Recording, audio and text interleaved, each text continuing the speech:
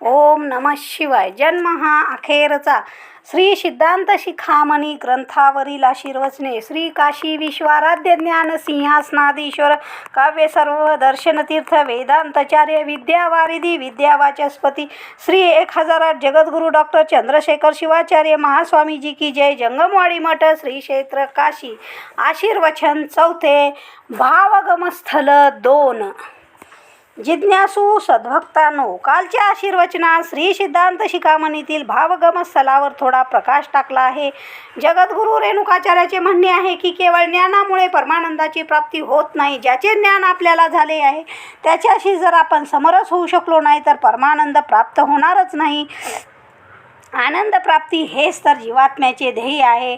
आनंदाधेवे भूतानी जायन्ते आनंदेन जातामी जीवांती. परब्रह्माची स्थिती कशी आहे याचा शास्त्रात विचार केला आहे. शास्त्रे सांगतात आनंद प्रयत्ना भिविशांती तस्मादिजा ज्ञानस्थ व आनंद ब्रह्मती. आनंद हेच तर परब्रह्म होय. आनंद ब्रह्म आहे तर विषयात देखील आनंद मिळतो. म्हणून विषय देखील ब्रह्म मानायला हवेत का? तर सांगतात की विषयाच्या ठिकाणी जो आनंद प्रतीत होतो तो ब्रह्मानंदाचा अंश मात्र असतो. ती त्याची एक झलकच असते. गूळ आणि साखर सर्वांगाने मधुर असते. साखरेचा एक कण जरी जिभेवर ठेवला तरी त्याचे माधुर्य आपल्याला अनुभवला येते. लाडवात जी गोडी असते ती गुळाची. लाडवातील इतर पदार्थ गोड नसतात, परंतु लाडू खाताना जरी गूळ दिसत नसला तरी त्याच्याच गोडीचा आस्वाद आपण घेत असतो. त्याप्रमाणे परमात्म्याच्या ठिकाणी असलेला आनंद सागराचा अंश मात्र विषयाच्या ठिकाणी असतो. म्हणूनच विषय आनंदरूप भासतात. विषयातील आनंद परमानंद नाही, शाश्वत आनंद नाही आणि वास्तविक आनंद देखील नाही. काही काळापूर्वी सुखरूप वाटणारे विषयच कालांतराने दुःखरूप वाटू लागतात. विषय जेव्हा अनुकूल असतात तेव्हा ते सुखरूप भासतात आणि जेव्हा प्रतिकूल असतात तेव्हा ते दुःखरूप भासतात. हिवाळ्यात जे ऊन सुखदायक वाटते तेच उन्हाळ्यात दुःखदायक ठरते. त्याप्रमाणे म्हणून विषय सुखाचे साधन आहे तसेच दुःखाचेही साधन आहे. विषय अनुकूल असतील तर सुख आणि प्रतिकूल असतील तर दुःख. परमानंदाची प्राप्ती कशी करून घ्यावी याविषयी येथे सांगत आहे. येथे पंडितोत्तम असे पंडिताला विशेषण लावले आहे. एक असतो पंडा, दुसरा असतो पंडित आणि तिसरा असतो पंडितोत्तम. जो काशी यात्रेला येतो त्याला पंड्याचा परिचय होतो. पंडा या शब्दाचा अर्थ आज बदलला आहे. पंडा म्हणजे फसविणारा असे लोक समजतात, परंतु पंडा या शब्दाचा हा अर्थ नव्हे. ज्याच्याजवळ सारासार विवेकबुद्धी असते तो पंडा होय. पंडा ही बुद्धीची एक स्थिती आहे. तीर्थक्षेत्राच्या ठिकाणी जो पंडा आढळतो तो मूलतः चांगलाच होता. प्राचीन काळी आजच्यासारख्या यात्रा कंपन्या नव्हत्या. त्यावेळी तीर्थयात्रेला जाणाऱ्या व्यक्तीला काय पाहावे, कोणता विधी करावा याचे मार्गदर्शन करून तिची सेवा करून ती व्यक्ती संतुष्ट होऊन जे देईल ते पंडा घेत असे. तो यात्रेकरूंचा मार्गदर्शक आणि सेवक होता. परंतु आधुनिक काळात पंडे बिघडले असून त्यांची व्याख्याही बदलली आहे. पंडा म्हणजे ज्याच्याजवळ विवेकबुद्धी आहे असा मनुष्य. विवेकबुद्धी असलेल्या दुसऱ्यांना सहाय्य करणारा, ज्ञान देणारा, क्षेत्रमहात्म्य सांगणारा, यात्रा पद्धती समजावून देणारा जो मनुष्य तो पंडा होय. अनेक ग्रंथाचे अध्ययन करून जो शास्त्रव्रत सांगतो तो पंडित होय. परंतु जो स्वतःला जाणतो तो पंडितोत्तम होय. पंडितोत्तम म्हणजे आत्मज्ञानी व्यक्ती. केवळ आत्मज्ञानामुळे परमानंद प्राप्त होत नाही, त्यासाठी काहीतरी करावे लागते. त्याविषयी ते सांगतात अंतर्बहिष्य सर्वत्र परिपूर्ण महेश्वरम. ईश्वर आत आहे तसाच बाहेरही आहे. जी वस्तू व्यापक असते ती अंतर्बाह्य सर्वत्र असते. आकाश हे व्यापक तत्व आहे. ते येथे काशीला आहे तसेच रामेश्वरला देखील आहे. आपल्या देशात आहे तसेच परदेशात देखील आहे. किंबहुना सर्व विश्वात भरून राहिले आहे. ईश्वर हे आकाशापेक्षाही व्यापक तत्व आहे. ते अंतर्बाह्य सर्वत्र व्याप्त आहे. ईश्वराचे व्यापक तत्व सांगताना आकाशाचेच उदाहरण दिले जाते, कारण आकाश ही आपल्या नित्य अनुभवला येणारी वस्तू आहे. आकाश हे अविकृत तत्व आहे. पृथ्वी, आप, तेज आणि वायू ही तत्वे प्रदूषित होऊ शकतात. आकाश नव्हे. कितीही पाऊस पडला तरी आकाश भिजत नाही. सूर्य कितीही तापला तरी आकाश तापत नाही. आत्म्याची स्थिती जशी आहे तशीच आकाशाची देखील आहे. आत्म्याप्रमाणेच आकाशाला अग्नी जाळू शकत नाही, पाऊस भिजू शकत नाही, वायू शोषू शकत नाही आणि शस्त्र छेदू शकत नाही. आकाशाची स्थिती जवळजवळ आत्म्यासारखीच असते, कारण आत्म्यापासून प्रथम आकाशच निर्माण निर्माण झाले. म्हणून जसा परमात्मा आहे तसे आकाश आहे. परमात्मा निर्गुण आहे, परंतु आकाशात मात्र एक गुण आहे. शब्द गुण पुढे महाभूते निर्माण होत गेले आणि गुण वाढत गेले. पृथ्वी शब्द स्पर्श रूप रस आणि गंध हे 5 गुण आहेत, तर आकाशात एकच शब्द गुण आहे. त्या पलीकडे असलेल्या परमात्म्यात तर एकही गुण नाही. परमात्मा शब्द आहे. आकाश जसे सर्वत्र व्याप्त आहे तसाच परमात्मा देखील सर्वव्यापक आहे. आपण परमात्मा रूपात पूर्ण एकरूप झालो आहोत असे जीवात्म्याने ध्यान केले पाहिजे. आपल्या आतही परमात्मा आहे आणि आपल्या बाहेर देखील परमात्मा आहे अशी भावना दृढ केली पाहिजे. गंगेच्या प्रवाहात घडा टाकला तर तो गंगाजलाने पूर्ण भरतो आणि गंगेतच बुडतो. त्याच्या आत बाहेर सर्वत्र गंगाजलच असते. त्याप्रमाणे प्रपंचातील प्रत्येक जीवात्म्याच्या आत आणि बाहेर परमात्माच आहे. गंगेच्या गार पाण्यात डुंबणाऱ्या माणसाला प्रखर उन्हाळ्यात देखील शीतलतेचाच अनुभव येत असतो. जोपर्यंत तो पाण्यात असतो तोपर्यंत त्याच्या सर्वांगाला शीतलता वेढून राहिलेली असते. तो पाण्याबाहेर आला तर त्याला उन्हाचे चटके बसतात. त्याप्रमाणे जीवात्मा जोपर्यंत आत्मस्वरूपाचे चिंतन करीत असतो तोपर्यंत त्याला परमानंदाची प्राप्ती होत असते. परंतु जेव्हा आत्मस्थिती सोडून तो बहिर्मुख होतो तेव्हा त्याला सांसारिक दुःखाचे चटके सोसावे लागतात. म्हणून येथे सांगितले आहे की आपल्या आत आणि बाहेर केवळ परमात्माच आहे अशी भावना दृढ करावी. असे केल्यावर त्याला परमानंदाची प्राप्ती होईल. प्रत्येकाला परमानंद हवा असतो, परंतु जो भावना दृढ करतो त्यालाच आनंदाची प्राप्ती होते. जो भावना करीत नाही त्याला आनंद दुर्लभ असतो. म्हणून परमानंद प्राप्तीसाठी परमात्मा सर्वत्र आहे अशी भावना दृढ करण्याचा अभ्यास केला पाहिजे. परमात्मा आनंद रूप असल्यामुळे त्याच्या भावनेमुळे जीवात्म्याला आनंद मिळतो, तर प्रपंच दुःखरूप असल्यामुळे त्याला चिंतनाद्वारे जीवात्म्याला दुःखाच दुःख मिळते. ज्याच्या ठिकाणी भावना नसते अशा व्यक्ती ची स्थिती कशी असते याविषयी पुढे सांगतात. अर्थहीना यथा वाणी, पतिहीना यथा सती, श्रुतिहीना यथा बुद्धिर्भावहीना तथा क्रिया. या ठिकाणी 3 उदाहरणे दिली आहेत. अर्थहीना यथा वाणी, आपल्या वाणीतून प्रकट झालेले शब्द जर अर्थशून्य असतील तर त्याला काही महत्त्व नसते. शब्द अर्थपूर्ण असावेत. अर्थहीन, अन्यार्थ, अवाच्य आणि अश्लील शब्दाचा प्रयोग आपल्या वाणीने करू नये.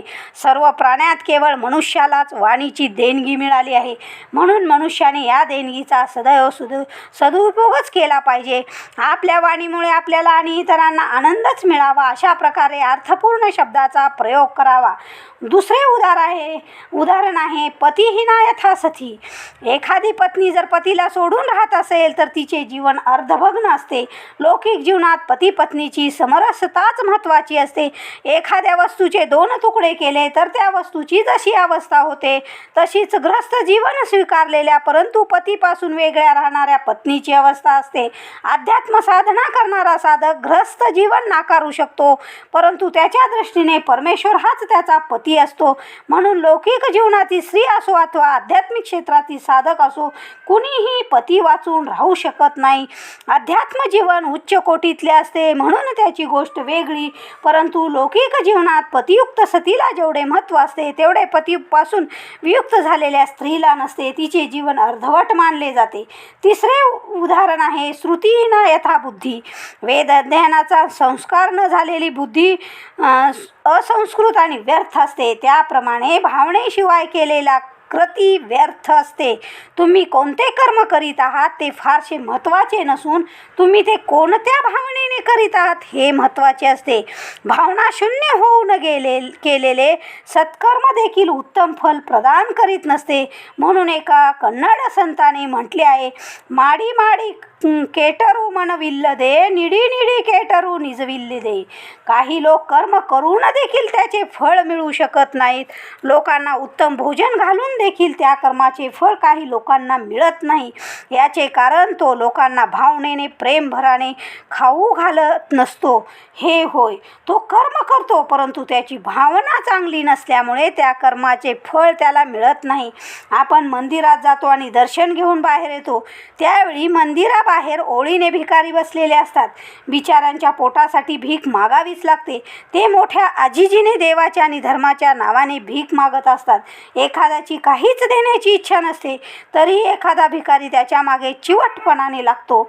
अशा वेळी भिकाऱ्यापासून सुटका व्हावी म्हणून त्या मनुष्याने खिशातून 1 रुपयाचे नाणे काढले आणि भिकाऱ्याच्या थाळीत फेकले. तर त्याला या कर्माचे कोणते फळ मिळेल? त्याने भिकाऱ्याला प्रेमाने दान दिले नाही तर ते रागाने दिले. त्याच्याजवळ नाण्याऐवजी जर दगड असता तर कदाचित तोच त्याने भिकाऱ्याला फेकून मारला असता. त्याने दान केले परंतु त्यामागची त्याची भावना शुद्ध नव्हती, म्हणून त्याला त्या दानामुळे पुण्य मिळणार नाही तर पापच मिळेल. रागाने दगड फेकून मारल्यामुळे जेवढे पाप होते तेवढेच पाप त्याने अशुद्ध भावनेने भिकाऱ्याला दान दिल्यामुळे त्याला मिळेल. दानामुळे पुण्य मिळते हे खरे असले तरी अशुद्ध भावनेने केलेले दान आपल्या पदरी पापच बांधते हेही तेवढेच खरे. क्रिया चांगली असली तरी ती जेव्हा भावना शून्य असते अथवा अशुद्ध भावना युक्त असते तेव्हा कर्त्याला तिचे चांगले फळ मिळत नाही. म्हणून आपण कोणती क्रिया करीत आहोत आणि ती कोणत्या भावनेने करीत आहोत याचे प्रत्येकाने भान ठेवले पाहिजे. हाच विषय पुढे अधिक सोपा केला आहे. येथे काही चांगल्या उपमा देऊन आशय स्पष्ट केला आहे. बाह्य वस्तू पाहण्यासाठी डोळ्याची आवश्यकता असते. डोळ्याशिवाय आपण रूप पाहू शकत नाही. ज्याप्रमाणे आंधळा मनुष्य रूप पाहण्यास असमर्थ असतो त्याप्रमाणे भावनाशून्य मनुष्य परमात्म्याला पाहू शकत नाही. म्हणून ज्ञानी होऊन देखील जर भावनाच नसेल तर त्याला परमानंदाची प्राप्ती होणार नाही. ज्ञानप्राप्तीनंतर जो सूक्ष्म अहंभाव ज्ञानी पुरुषाच्या ठिकाणी असतो तो नष्ट करण्यासाठी भावनेची आवश्यकता असते. तुलसीदासाने रामचरितमानसात याविषयी सुंदर विवेचन केले आहे. प्रसंग आहे सीता स्वयंवराचा. शिवधनुष्य उचलून त्याला प्रत्यंचा लावण्यास मोठमोठे वीर असमर्थ ठरले. त्यावेळी श्रीरामाने ते शिवधनुष्य सहज उचलले आणि प्रत्यंचा लावण्यासाठी ते वाकवताच ते मोडले. श्रीरामाने पण जिंकला म्हणून त्यांना वरमाला घालण्यासाठी आपल्या 2 सख्यासह सीता त्यांच्यासमोर गेली. श्रीराम उंच होते तर सीता त्यांच्यापेक्षा ठेंगणी. तिने वरमाला घालावी म्हणून श्रीरामांची आपली मान खाली झुकवली. सीता लवकर माळ घालीच ना म्हणून श्रीराम म्हणाले, वरमाला घालायला इतका उशीर कशाला लावतेस? आपण शिवधनुष्य तोडताना किती उशीर लावला. सारे लोक उत्सुकतेने पाहत होते केव्हा तोडतात केव्हा तोडतात, म्हणून मी देखील वरमाला घालायला उशीर लावत आहे. सीते हसून श्रीराम म्हणाले, शिवधनुष्य मोडणे हे फार कठीण काम होते. वरमाला घालणे हे अत्यंत सोपे काम आहे. त्यासाठी इतका उशीर कशाला? मोडणे फार सोपे असते परंतु जोडणे मात्र कठीण असते. आपल्याला फक्त शिवधनुष्य मोडायचे होते परंतु मला मात्र 2 घराण्यांचे चिरंतर नाते जोडायचे आहे म्हणून उशीर होत आहे. सीता उत्तरली. या दोघांच्या संभाषणात तुलसीदासाने आपले मनोगत प्रकट केले आहे. सीता लवकर वरमाला घालत नाही त्यामुळे श्रीरामांना बराच वेळ मान खाली झुकून उभे राहावे लागले. या प्रसंगी तुलसीदासांनी सीतेच्या मुखात पुढील वाक्य घातले आहे, आपण ज्ञान आहात, मी भक्ती आहे. भक्ती समोर ज्ञानाला नम्र झालेच पाहिजे. म्हणून तर मी येथे वरमाला घालायला उशीर लावत आहे. जे नम्र होत नाही ते ज्ञानच नव्हे हेच तुलसीदासांनी या प्रसंगी समजावून सांगितले आहे. ज्यांना शिवधनुष्य पेलता आले नाही असे अनेक राजे सभामंडपात मान ताठ करून बसलेले होते आणि ज्याने शिवधनुष्य पेलून पण जिंकला तो श्रीराम मात्र मान खाली झुकवून उभा होता. अज्ञानी माणसे अहंकाराने फुगलेले असतात तर ज्ञानी मात्र नम्र असतात. हेच तुलसीदासांना सूचित करायचे आहे. जो वृक्ष फळांनी लहडलेला असतो तो खाली झुकलेला असतो आणि ज्याला एकही फळ धरलेले नसते तो वृक्ष मात्र ताठ उभा असतो. ज्ञानी पुरुष फळांना लहडलेल्या वृक्षासारखा नम्र असतो तर अज्ञानी माणूस निष्फल वृक्षासारखा अहंकारी असतो. जो नम्र आहे तोच जगात सुखासमाधानाने जीवन व्यतीत करू शकतो. जो अहंकारी असतो तो फार काळ सुखी राहू शकत नाही. आपल्या मुखात जीभ आणि दात असतात. जीभ जन्मापासून असते तर दात नंतर येतात. म्हातारपणी जीभ जशीच्या तशीच असते परंतु दात मात्र पडून जातात. उशिरा आलेले दात दात लवकरच पडतात, परंतु जीभ मात्र तशीच असते. याचे कारण काय? दाताच्या ठिकाणी मृदुता नाही, विनम्रता नाही, जिभेच्या ठिकाणी ती आहे. दात कठोर असतात, जे काही समोर येईल त्याच्याशी ते झगडतात, युद्ध करतात, म्हणून ते लवकर पडतात. जो जिभेसारखा नम्र असतो तो फार काळ जिवंत राहतो आणि जो दातासारखा कठोर असतो तो फार काळ जगत नाही. महापुरे झाडे जाती, तेथे लव्हाळे वाचती, असे एका संताने म्हटले आहे. महापुरात आणि वादळात मोठमोठे वृक्ष उन्मळून पडतात, कारण ते झुकत नाहीत, ताठ असतात, परंतु त्यावेळी नम्र होणारे लव्हाळे मात्र टिकून राहते. आपल्या भावनेत जर परिवर्तन केले नाही तर आपली अवस्था ही अशाच वृक्षासारखी होईल. म्हणून येथे भावनेला खूप महत्त्व दिले आहे. शिवयोग्याजवळ जर भावना नसेल तर त्याला भगवदर्शन होणार नाही. भावना बलानेच भगवंताला वश करता येते. म्हणून म्हटले आहे, भावनाविहित कर्म पावनदपि पावनम. अर्थात भावनायुक्त होऊन केलेले कर्म सर्व पवित्र कर्मात पवित्र होय. ज्याची भावना शिवमय असते त्यालाच शिवाचा सर्वत्र साक्षात्कार होतो. यासाठी पुढे सांगतात, भावशुद्धीने भगवंताची पूजा केली जाते. पूजा करण्याआधी सामान्यतः सर्वांना शुद्ध व्हावे लागते. स्नान करून स्वच्छ धुतलेले वस्त्रे परिधान करून आपण पूजेला बसतो. शुद्धी दोन प्रकारची आहे, बाह्यशुद्धी आणि अंतरंग शुद्धी. बाह्यशुद्धी सोपी आहे. गंगा स्नान करून तुम्ही शुद्ध होऊ शकता किंवा घरी नाही घरात बसून गंगेच यमुने चैव गोदावरी सरस्वते असे म्हणत स्नान करून शुद्ध होऊ शकता. स्नान करून बहिरंग शुद्धी होऊ शकते, परंतु अंतरंग शुद्धी झाल्याशिवाय पूजा सफळ होत नाही. तुम्ही फार मोठी पूजा करीत आहात, 4 तास 6 तास 12 तास पूजेत घालवता, परंतु जर तुमचे अंतरंग शुद्ध नसेल तर तुमची पूजा भगवंताला प्रिय होणार नाही. तुमची पूजा मोठी असेल परंतु भगवंताला प्रिय होणार नाही. तुमची पूजा मोठी असेल परंतु भावना मात्र छोटी आहे. आपण भगवंताला जे अर्पण करतो, 1000 बिल्वपत्र असो की 1000 कमळ फुले, ते भगवंताचेच असते. पाणी त्याचेच असते, बेल त्याचाच आहे, फुले त्याचीच आहे. आपण जे काही त्याला अर्पण करीत असतो ते सारे त्याचेच असते, त्याचे त्यालाच द्यायचे असते, परंतु ते देताना त्याच्यासोबत आपली भावना जोडून द्यायची असते, तरच त्या पूजेचे फळ आपल्याला मिळते. भगवंताला आपल्या उपचारापेक्षा आपली भावना हवी असते, म्हणून भावना अत्यंत श्रेष्ठ आहे असे शास्त्रात म्हटलेले आहे. पूजेचे विधिविधान लहान असेल पण आपली भावना मोठी उत्कट असेल तर पूजेचे अधिकाधिक फळ आपल्याला प्राप्त होईल. भावनेमुळे काय घडू शकते याचे एक सुंदर उदाहरण येथे दिले आहे. एक सामान्य कीटक भ्रमराचे चिंतन करता करता शेवटी भ्रमरच होतो. मग तो जीवात्मा परमात्म्याचे निरंतर चिंतन करतो. तो जीवात्मा परमात्मा का बरे होणार नाही? आपण संपूर्ण व्यक्तिमत्व बदलण्याचे सामर्थ्य ध्यानामध्ये असते. प्रत्येकाला महान व्हायचे असते, आपले व्यक्तित्व विशाल करून घ्यायचे असते. मोठ्यांचे चिंतन कराल तर मोठे व्हाल, लहानांचे चिंतन कराल तर लहानच व्हाल. जगात सर्वात मोठे काय आहे? उपनिषदात म्हटले आहे की जो सर्वात मोठा आहे तोच परमात्मा होय, तोच आनंदरूप आहे. प्रपंच लहान आहे, जे लहान आहे ते दुःखरूप आहे. जे सर्वात मोठे असते त्याला ब्रह्म म्हटले जाते. म्हणून सर्वांनी परब्रह्माचे चिंतन केले पाहिजे. भावगमस्थलाचा समारोप करताना शेवटी सांगतात, भगवंताचे चिंतन करणे योग्य आहे, परंतु जो निष्कलंक आणि निराकार आहे त्याचे ध्यान कसे करायचे? आपल्याला मनाला निराकाराचे ध्यान करण्याचा अभ्यास नसतो, ते सदोदिताकाराचे चिंतन करीत असते. मग निराकाराचे ध्यान कसे करावे त्याविषयी ते सांगितले आहे. जर निराकाराचे ध्यान करण्याइतके सामर्थ्य आपल्यामध्ये नसेल तर भगवंताच्या ऐश्वर्ययुक्त सगुण रूपाचे ध्यान करावे.